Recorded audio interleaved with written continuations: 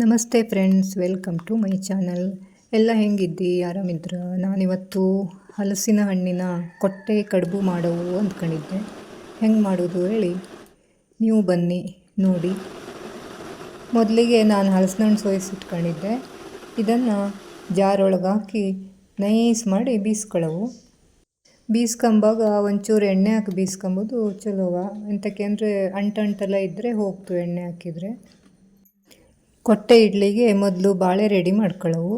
ನಾನಿಲ್ಲಿ ಉದ್ದುದ್ದಕ್ಕೆ ಬಾಳೆ ಕೊಯ್ಕೊಂಡು ಬಾಳೆ ಬಾಡಿಸ್ಕೊತಿದ್ದೆ. ಎಲ್ಲ ಬಾಳೆ ಹೀಗೆ ಚಂದ ಮಾಡಿ ಬಾಡಿಸ್ಕೊಳ್ದೆ ಹೋದರೆ ಒಡೆದೋಗ್ತು ಕೊಟ್ಟೆ ಕಟ್ಟುವಾಗ.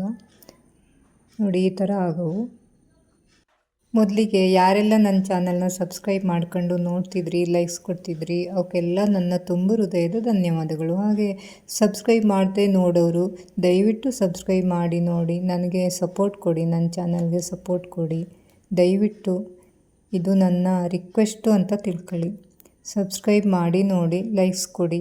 ತುಂಬ ಜನ ಸಬ್ಸ್ಕ್ರೈಬ್ ಮಾಡದೆ ನೋಡ್ತಾ ಇದ್ರಿ, ದಯವಿಟ್ಟು ಸಬ್ಸ್ಕ್ರೈಬ್ ಮಾಡಿ ನೋಡಿ. ಹಳ್ಳಿ ಜನರಿಗೆ ಒಂದು ಸಪೋರ್ಟ್ ಕೊಡಿ. ನನಗೆ ಎಜುಕೇಷನ್ ಜಾಸ್ತಿ ಇಲ್ಲ, ಆದರೂ ಏನೋ ಒಂದು ಮಾಡ್ತಾಯಿದ್ದೆ, ಅದಕ್ಕಾಗಿ ನಿಮ್ಮಿಂದ ನಾನು ಸಪೋರ್ಟ್ ಕೇಳ್ತಾ ಇದ್ದೆ. ಈ ಬಾಳೆ ಎಲೆ ನಾನು ನಿಧಾನಕ್ಕೆ ರೌಂಡ್ ಮಾಡಿ ತುದಿಗೆ ಒಂದು ಬಳ್ಳಿ ಕಟ್ಟವು. ಬಾಳೆ ಎಲೆದೇ ಬಳ್ಳಿ ಸಿಕ್ತು, ನಾನು ಅದರದ್ದೇ ಮಾಡಿಟ್ಕೊಂಡೆ. ನೀವು ಯಾವ ಬಳ್ಳಿ ಹಾಕಿದರೂ ಅಡ್ಡಿಲ್ಲ.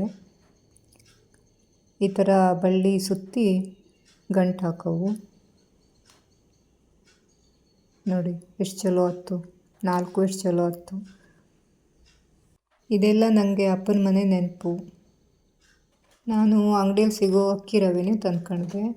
ಗೋಕುಲ್ ರವೆ, ಅಕ್ಕಿ ರವೆ ಇದು ಇಡ್ಲಿಗೂ ಬತ್ತು, ಹಾಗೆ ಕೊಟ್ಟೆ ಕಡುಬು, ಹಲಸಿನ ಹಣ್ಣು ಕಡುಬಿಗೂ ಬತ್ತು, ಎಲ್ಲದಕ್ಕೂ ಚಲೋ ಆಗ್ತು. ಹಾಗಾಗಿ ನಾನು ಇದನ್ನೇ ಯೂಸ್ ಮಾಡ್ತೆ.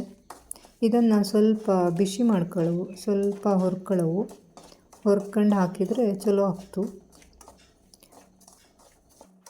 ಸ್ವಲ್ಪ ಕೆಂಪಾಗೋಲ್ಲಿವರೆಗೆ ಹೊರ್ಕೊಳ್ಳವು, ಆವಾಗ ಇಡ್ಲಿ ಚಲೋ ಆಗ್ತು.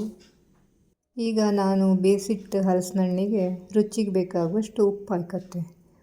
ಬೆಲ್ಲ ಹಾಕಿದರೂ ಉಪ್ಪು ಬೇಕಾಗ್ತದೆ. ಉಪ್ಪು ಹಾಕದೆ ಹೋದರೆ ಸೌಳು ಆಗ್ತು, ಹಾಗಾಗಿ ಉಪ್ಪು ಹಾಕೋದೆಯ. ಉಪ್ಪು ಹಾಕಿದ್ಮೇಲೆ 1-2 ಹುಟ್ಟು ಇದರಲ್ಲಿ ಬೆಲ್ಲ ಹಾಕತ್ತೆ ನಾನು. ಸ್ವೀಟು ನೋಡ್ಕೊಂಡು ಹಾಕವು, ಎಷ್ಟು ಬೇಕು ಅಷ್ಟು. ಹಾಗೆ ಚಲೋ ಮಾಡಿ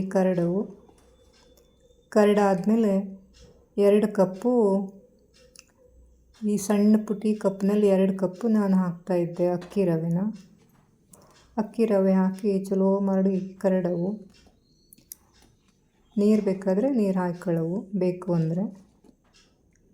ರಾಶಿ ದಪ್ಪ ಇದ್ದರೆ ನೀರು ಹಾಕವು. ಮತ್ತು 1-2 ಏಲಕ್ಕಿ ಪುಡಿ ಮಾಡಿ ಇಟ್ಕೊಂಡಿದ್ದೆ, ಅದು ಹಾಕಿ ಕರಡವು. ಚಲೋ ಮಾಡಿ ಎಲ್ಲ ಮಿಕ್ಸ್ ಮಾಡಿ ಕರಡ್ಕೊಂಡು, ಹಾಗೆ ಈಗ ಒಂದು ಚಮ್ಮನೊಳಗೆ ಈ ಕೊಟ್ಟೆ ಇಟ್ಕೊಂಡು ಅದಕ್ಕೆ ನಿಧಾನಕ್ಕೆ ಹಾಕವು ಹಿಟ್ಟನ್ನು. ಒಂದು ಅರ್ಧ ಹಿಟ್ಟು ಹಾಕಿದ್ರೆ ಸಾಕು, ಜಾಸ್ತಿ ತುಂಬ ಹಾಕೋದು ಬೇಡ. ತುಂಬ ಹಾಕಿದರೆ ಅದಕ್ಕೆ ಬೇಯುಲೆ ಜಾಗಿರ್ತಿಲ್ಲ, ಬೆಂದಾಗ ಸ್ವಲ್ಪ ಉಬ್ಬಿತು, ಹಾಗಾಗಿ ಒಂದು ಅರ್ಧನೇ ಹಾಕವು. ಅದಕ್ಕೆ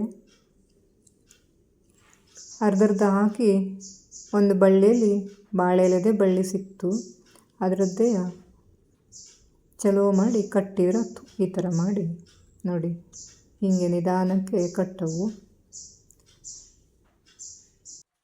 ಈ ಥರ ನನ್ನ ಅಜ್ಜನ ಮನೆ ಅತ್ತೆ ಎಲ್ಲ ಈ ಥರ ಮಾಡ್ತಿದ್ದ. ನಾನು ಸಣ್ಣಿದ್ದಾಗ ಇದನ್ನೆಲ್ಲ ನೋಡಿ ನಾನು ಕಲ್ತಿದ್ದು. ಕೊಟ್ಟೆ ಇಡೀ ಕಟ್ಟಿ ರೆಡಿ ಆಯ್ತು. ನೋಡಿ ಎಷ್ಟು ಚಂದ ಕಾಣ್ತೋಳಿ. ಈ ಥರನೇ ಎಲ್ಲ ಕಟ್ಟಿ ರೆಡಿ ಮಾಡಿ ಇಡ್ಲಿ ಮಾಡೋದ್ರೊಳಗೆ ಇಟ್ಟರೆ ಆಯ್ತು. ಹಾಗೆ ಮೇಲಿಂದ ಮತ್ತೊಂದು ಬಾಳೆ ಎಲೆ ಮುಚ್ಚಿ ಮುತ್ತಲೆ ಹಾಕಿದ್ರೆ ಆಯ್ತು.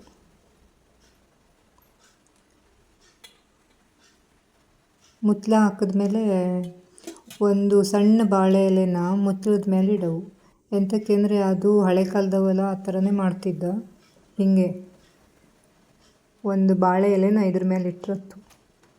ಅದು ಒಣಗಿದ ಕೂಡಲೇ ಬೆಂತು ಅನ್ನೋ ಅರ್ಥ.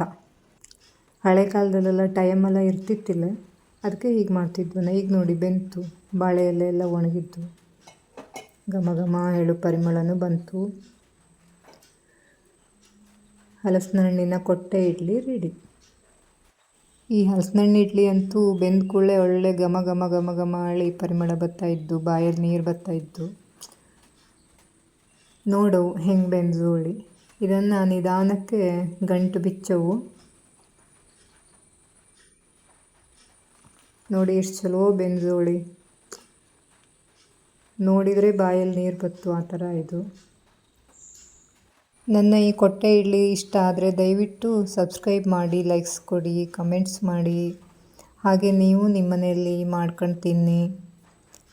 ದಯವಿಟ್ಟು ಸಬ್ಸ್ಕ್ರೈಬ್ ಮಾಡ್ಕೊಳ್ಳಿ. ಈಗ ಇದಕ್ಕೆ ತುಪ್ಪ ಹಾಕ್ಕೊಂಡು ತಿನ್ನೋ ಬಿಸಿ ಬಿಸಿ ಇಡ್ಲಿಗೆ. ತುಪ್ಪ ಇಲ್ಲದೆ ಹೋದರೆ ಉಪ್ಪಿನಕಾಯಿ, ಕೊಬ್ಬರಿ ಎಣ್ಣೆ ಅಥವಾ ಜೇನುತುಪ್ಪ, ಸಕ್ಕರೆ ಪಾಕ ತುಪ್ಪ, ಯಲ್ಲಾಪುರದ ಬದಿಗೆಲ್ಲ ಸಕ್ಕರೆ ಪಾಕ ಮತ್ತು ತುಪ್ಪ ಹಾಕ್ಕೊಂಡು ತಿಂತ. ಇಷ್ಟೊತ್ತು ವಿಡಿಯೋ ನೋಡಿದ್ದಕ್ಕೆ ಧನ್ಯವಾದಗಳು. ಮುಂದಿನ ವಿಡಿಯೋದಲ್ಲಿ ಸಿಗ್ತೆ.